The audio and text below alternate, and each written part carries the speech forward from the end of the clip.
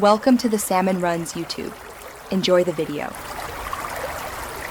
You're ready, unlock your iPhone and make sure Bluetooth is enabled. First, decide if you want to rename the iPhone that other devices see or a specific accessory like AirPods. Once decided, open Settings, tap General then About. This path takes you to the device name field. Why here? The iPhone's name controls the default Bluetooth identifier.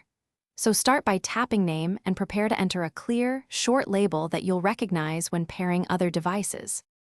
Now rename a specific Bluetooth accessory. Go to Settings, Bluetooth, then locate the accessory in the My Devices list. Tap the small info icon next to it. This reveals device-specific options including name. You change it here because accessories report their friendly name to other devices, so giving it a unique label avoids confusion. Type the new name, keep it short, and tap Done.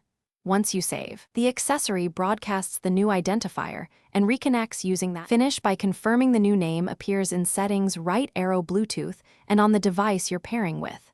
If it doesn't update, make sure to toggle Bluetooth off and on. If still stuck, restart your iPhone. This forces a refresh of advertised names. As a last resort, forget the accessory and repair it after renaming.